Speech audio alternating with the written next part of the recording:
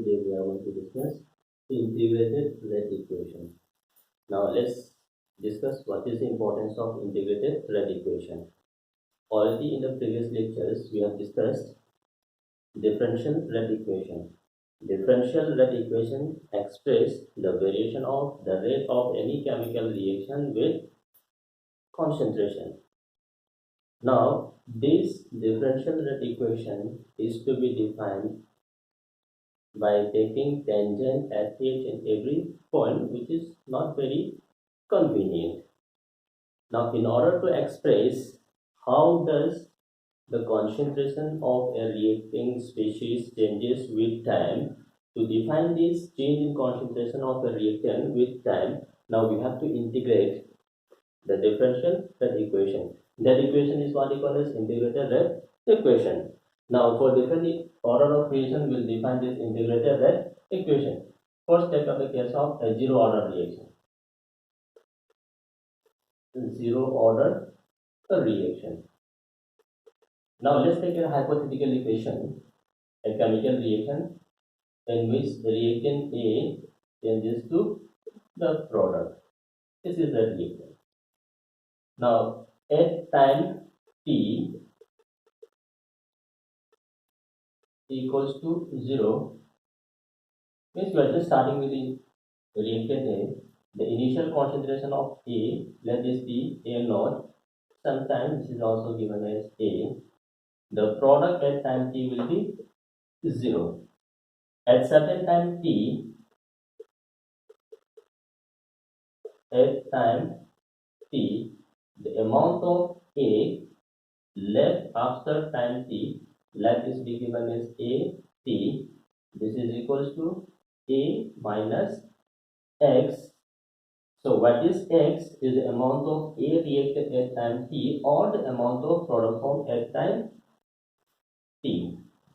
Now for this zero order reaction, the differential rate law is given as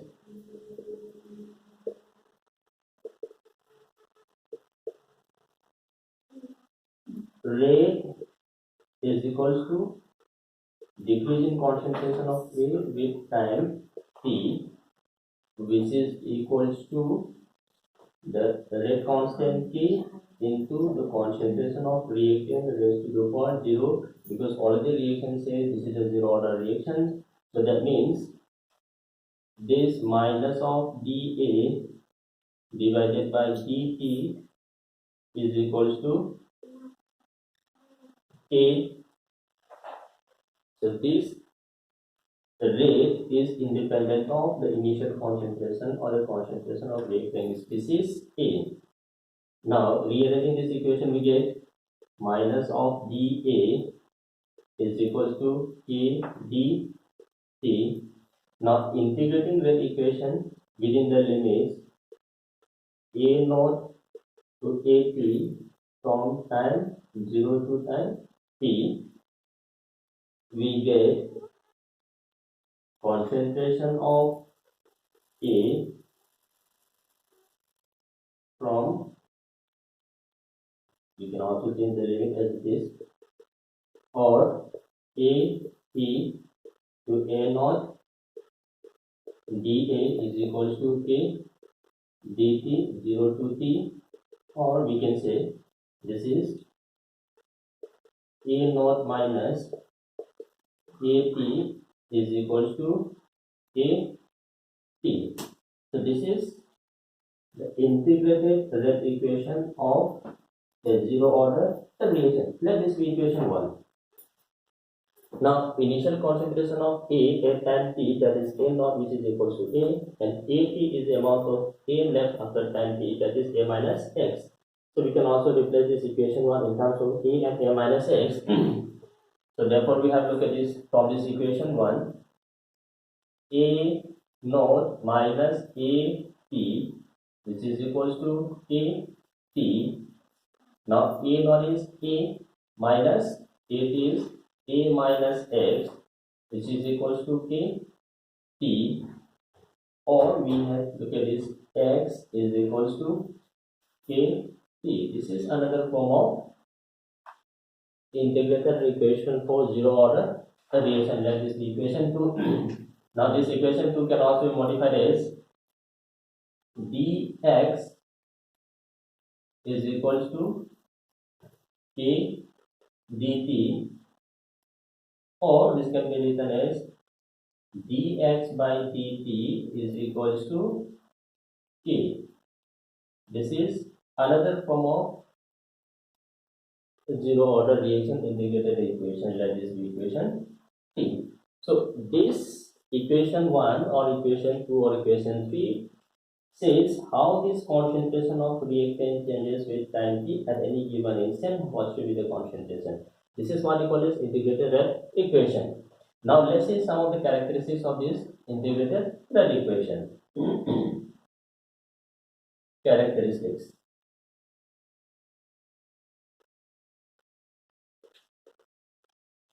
Characteristics of this zero order reaction. First, let's see the unit of this constant k. The unit of k. Now we have this equation for this zero order reaction. The rate is equals to k. The rate of reaction is equals to k. So this is the only reaction for which the unit of rate is equals to the unit of the rate constant k. So therefore its unit of k will be same as unit of rate, that is concentration per unit time. Concentration is normally expressed in terms of mole per liter, time in terms of seconds. So this is the unit of rate constant k for this zero order reaction. This is the first characteristics. The second characteristics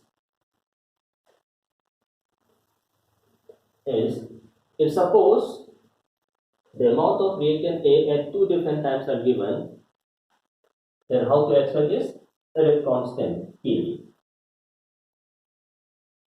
That means concentration of T1 is equals to A minus x1 T1, and concentration of A at time T2 is equals to A minus x2, that is at T2. Then from the equation we have, say we have A naught minus AT is equals to AT. So we let down for two different times. At T1 we have A naught minus AT1 is equals to AT1, and at time 2 we have A naught minus AT2 is equals to AT2. Now taking the difference of these two, we have AT2 minus AT1 will be equals to 2 minus 1. So we have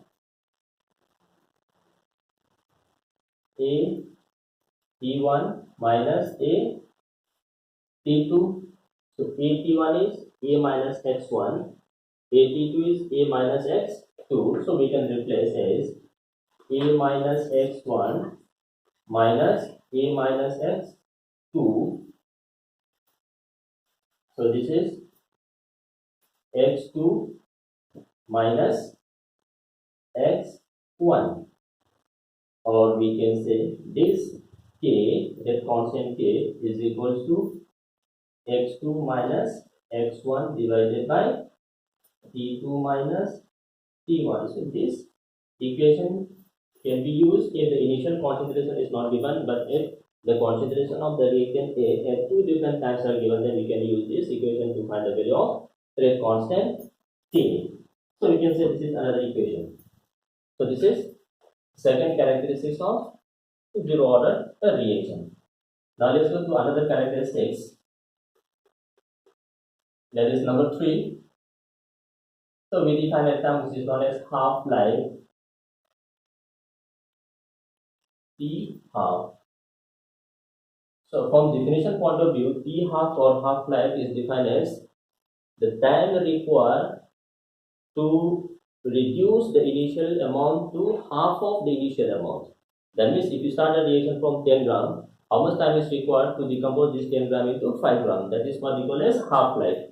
Or if you start with 100 gram, how much time is required to reduce this 100 gram into 50 gram? That is defined as half-life. That means at this time half-life, the concentration of A at time t will be equal to half of initial value. So at t equals to t half, at is equals to a naught by 2. So we can use this equation in this main equation to find the value of half-life. So from this equation we have a naught minus at is equals to kt. So at this t equals to t half, we have a naught minus at is half of initial value.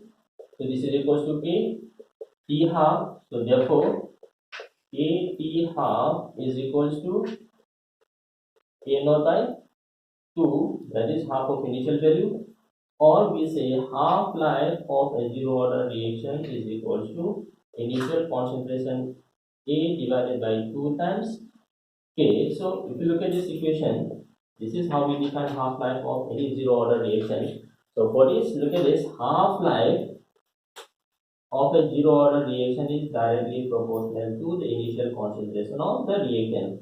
If the quantity of substance taken is large, the half-life will be more.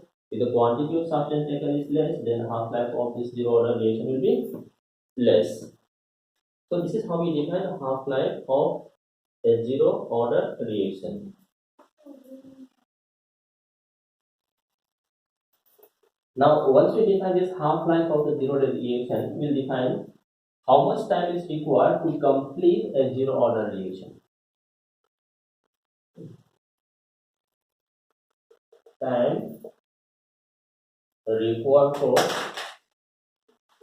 completion of a zero order reaction. So means complete the reaction of a zero order. How much time is required to complete a zero order reaction? So for the completion means T completion of a zero order reaction, that is time equals to T completion.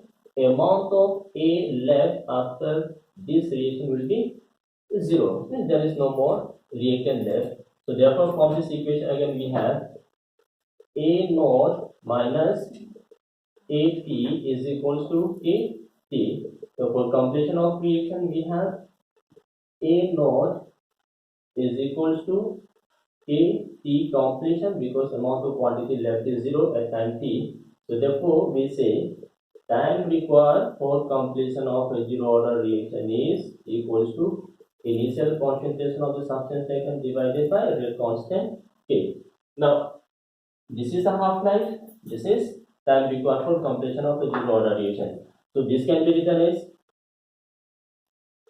so T completion is equals to 2 times half-life of a zero order reaction. This is the relation between the half-life of a zero order reaction and time required for completion of a zero order reaction. So this is another characteristic of this zero order reaction.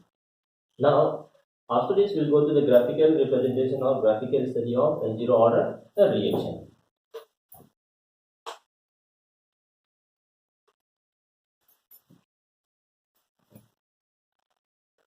Graphical representation. So let's see the various graphs that represents a zero order reaction. Suppose this is the rate of zero order reaction. The rate, which is also defined as dx by dt rate versus concentration of the reaction.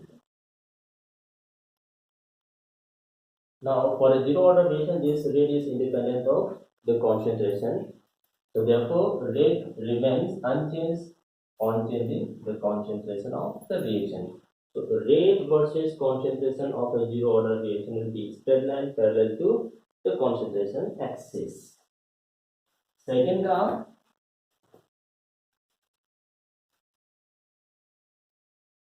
is, so this is rate is equals to,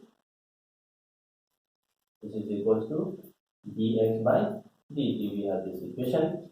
For this, we have this graph. Now, let's take the second equation.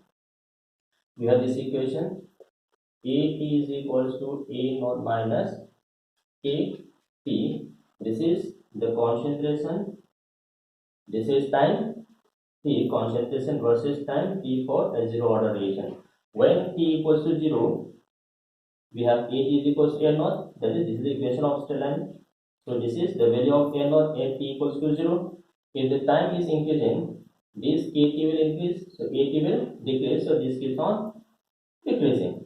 And for this slope of this graph is equals to minus of K. So, once we have this graph, from the slope we can also define the rate constant K. Another graph that represents zero order reaction is,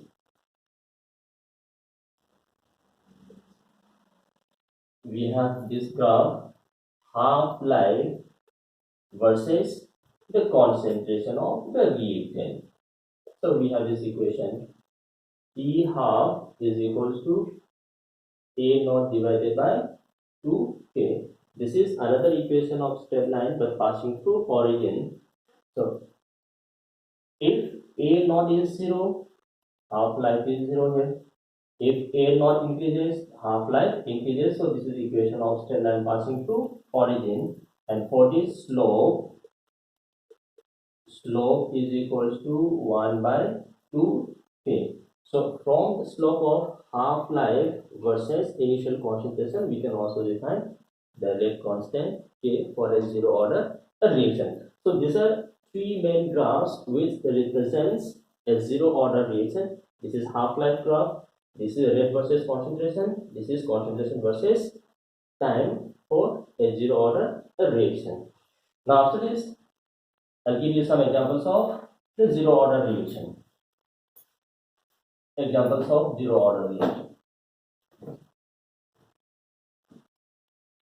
So, we have decomposition of ammonia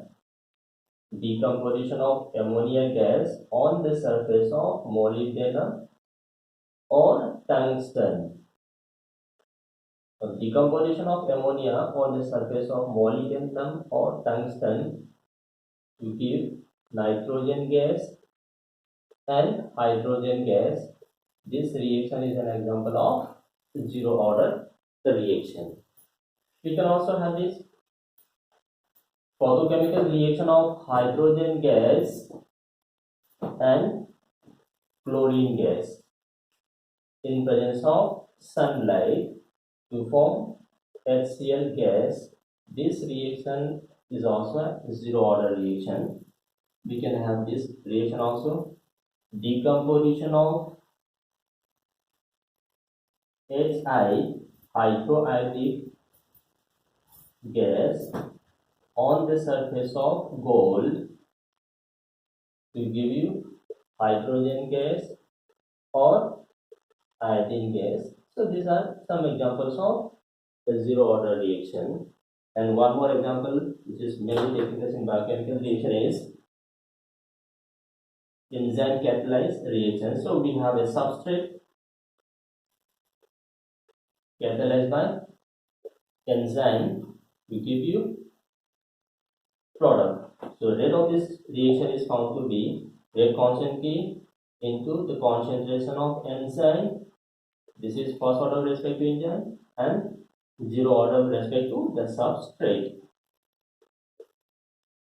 So, for this enzyme catalyzed reaction, So rate of order of reaction with respect to substrate is found to be zero order reaction. So these are some examples of zero order reaction. So we have zero order reaction. What is the meaning of zero order reaction? What is the integrated equation? What are the characteristics of zero order reaction? Examples, and how zero order reaction can be represented by graph. After this zero order reaction, we go to the first order reaction or first order kinetics. That means integrated rate equation for first order reaction. First order reaction. Again, let's consider a hypothetical reaction A changing into product. So for this reaction, at T equals to 0, the quantity of A, that is A naught, sometimes it is also written as C naught or N naught, which is equals to A, that is the initial amount of A. Initial amount of product at time 0 is 0. At time T, from this initial amount, some A will be reacted or consumed, that is the X. So we have A T. So this A is A minus some X. What X is the amount of A reacted at time T or the amount of product formed at time T. So this is represented as C, concentration at time T. So amount of product formed at time T is X. So we have this. Now writing differential rate equation for this first order reaction, or we can say at time T1, we can say AT1, that is A minus X1. At time T2, we can say AT2 is equal to A minus X2. This is at a given time T, and the product form is X1 and X2. So for this, we have differential rate equation or differential rate law. For this is, we have this rate. The rate is equals to minus dA by dt, which is equals to concentration of T into rate constant T raised to the power coefficient 1. So we say this is the first order reaction. Now we can separate these variables. So we have minus dA by A is equals to KT. Integrating this equation within the limits A naught to A T and time from 0 to time T, we can have this equation. Now we have a negative sign, so to remove this negative sign, we change the limit from AT to A naught dA by A is equals to KT from 0 to time T. Now on integration, we have natural logarithm with base E, A naught by AT is equals to KT. So this is the integrated rate equation of the first order reaction. Now the same equation can be modified in number of forms. We can say, look at this, ln AT by A naught or is equals to minus of KT, or from this we can write down AT is equals to A naught exponential raised to the power minus KT. This is a very important equation of first order kinetics. This equation, that is equation 2, this equation is known as Wilhelm's equation. Now this equation says the decrease in concentration of A with time is an exponential. That means for a first order reaction, there is an exponential decay of or exponential decrease in the concentration of the reactant A with time T. Now again, from looking at this equation 1, the same equation can be written as 2.303 logarithm with base 10 A naught by AT is equals to KT. or so this is in terms of logarithm with base 10, this is logarithm with base e. That is the another equation, that is equation 3.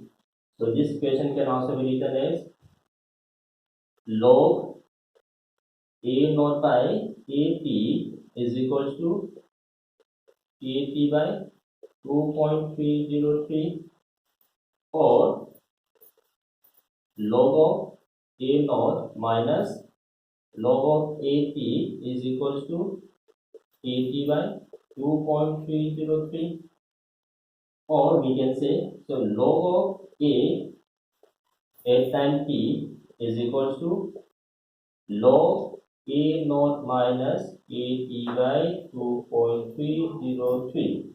This is another equation of same equation, equation 1, that is the equation number 4.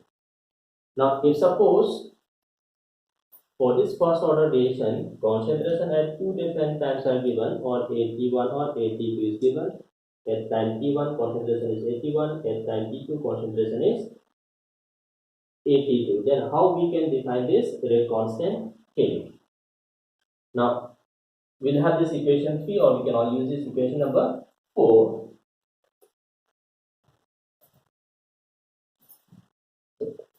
At T1, we have this equation, or we can use this equation. So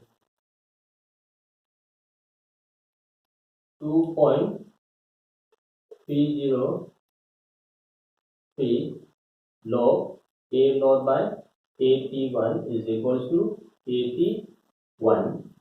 At T2, we have this equation 2.303 log A naught by AT2 is equals to AT2. Now, carrying out this operation, KT2 minus KT1, so we have A T2 minus T1 is equals to 2.303 log A naught by AT2 minus log A naught by AT1, or we can say, look at this, 2.303 log A naught minus log AT2 minus of log A naught minus comes out to be plus, so log AT1, or we can say 2.303 A naught will cancel out, so we say log of AT1 minus log of AT2, or therefore look at this, log of AT1 minus log of AT2 is equals to KT2 minus KT1, so therefore K is equal to 2.303 divided by T2 minus T1 logarithm of AT1 minus logarithm of AT2. So this equation is to be used only when the initial concentration of the reactant is not given, but the concentration of reactants at two different times, at T1 and T2 is given. So for this we can use this equation. So these are some first order kinetics integrated rate equation. Now after this we'll go to the characteristics of the first order reaction.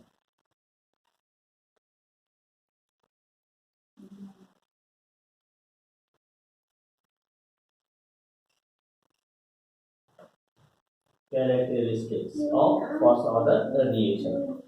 First characteristic, unit of K. We have the equation, the rate is equals to rate constant K into concentration of A. So therefore K is equals to rate divided by concentration of A. So rate is concentration per time divided by concentration. So concentration cancels out. So this is time inverse. So we can have second inverse or inverse, Miller inverse. This is the unit of rate constant K. Second, half-life of a first order reaction. So at T equals to T half, we have A T is equals to A naught by 2. So from the main equation we have, so ln A naught by At is equals to Kt. So therefore we shall look at this ln A naught by 2 is equals to Kt half at half life. So this cancels out. So therefore T Kt half is equals to ln 2. ln 2 is equals to 2.303 log 2. This is equals to 0.693. So this is the relation between rate constant K and half life. So we say look at this, half life of the first order reaction is equals to 0.693 divided by K, and looking at this equation it is clear that half life of the zero order reaction is independent of the initial concentration of the substance taken, whereas the post zero order reaction, this half life was found to be directly proportional to the concentration of the reactant taken. This is the half life of this first order reaction. Now, once we define this half-life, there are other times that we can also define. Third, average life. Average life of a first order reaction TAV, this is equal to T inverse.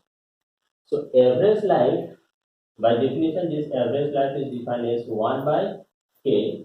Now, we have this relation between half-life and K. So from this we can define the relation between half-life and average life. So this is 1 by 0.693 divided by half-life, or this is 1 by 0.693 into half-life. This is equal to 1.443 times half-life. So therefore we say average life of the first order reaction is 1.443 times its half life. So this is the relation between average life and half life of its first order kinetics. Number 4, if this is the average life, then how this first order kinetics can be accessed, means how much of this initial concentration is decomposed during the half life or during the time average time. So we have this equation A T is equals to A naught exponential raised to the power K T. So A T average, we have A T is equals to A naught exponential minus K T is T average. So this is 1 by K. So this will cancel out. So this comes out to be A naught by exponential raised to the power 1. Exponential raised to the 1 is 1.27. Sorry, 2.7. So this comes out to be approximately 37% of the initial value. So during the average life of a first order kinetics, 37% of initial amount is decomposed. That is, AT is equals to 37% of initial value during its average life. Number 5, important characteristic of this first order kinetics is amount of A left after half life. So AT is equal to A naught by 2 to the power n. That means after some n half lives, what is the quantity of AT left? What is n is the number of half lives. So look at it. If n equals to 1, first half life, so AT left is A naught by 2. If n equals to 2, after 2 half life, so AT is A naught by 4. If n equals to 3 means after 3 half life, the amount of A left is A naught by 8, etc. That means after number of half life, we can easily define what is the amount of A left. That is AT. So this is the relation between number of half lives and amount of A left after time T. Now, graphical study. Graphically, this can be expressed as, so we have different equation. So we have this equation A T is equals to A naught exponential minus K T. So we have concentration A T versus time T. So this clearly says this is an exponential decay. We have this equation.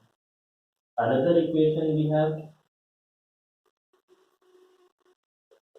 log of A T is equals to log of A naught minus K T. This was another equation of first order kinetics. So we have this log of A T versus T. So again, this is equation of state and which law? Negative. So this value, this is intercept which is equal to log K naught, and the slope of this graph is minus K. So from the slope we can define the value of rate constant K. We also have a number of equations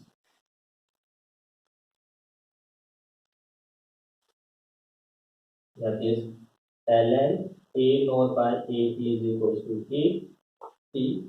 So we have this ln A naught by A T versus time T. This is the equation of straight line passing through origin with the slope K. We also have this equation that is half-life and initial concentration. Half-life of a first order reaction is 0.693 by K. So if you look at this equation, this is independent of initial concentration, so this remains constant.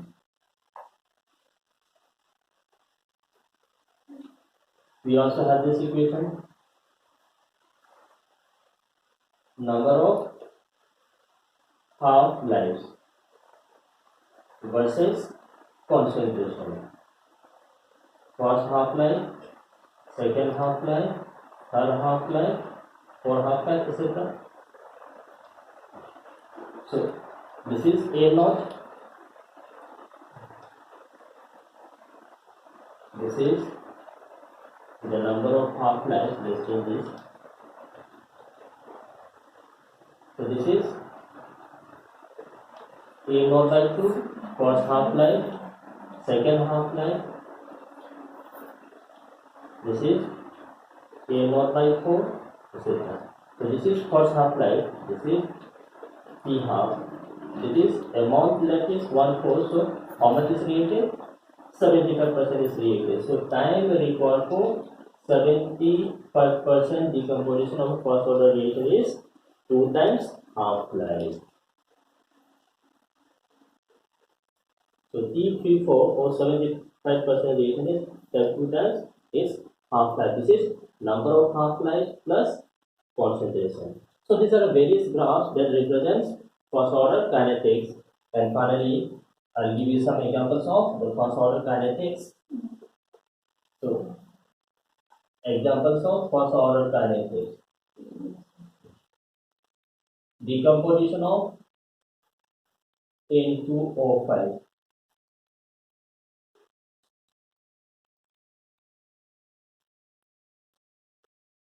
Decomposition of N2O5. This is an example of first order kinetics. And the most common example is all radioactive decay. All radioactive decay represents a first order kinetics.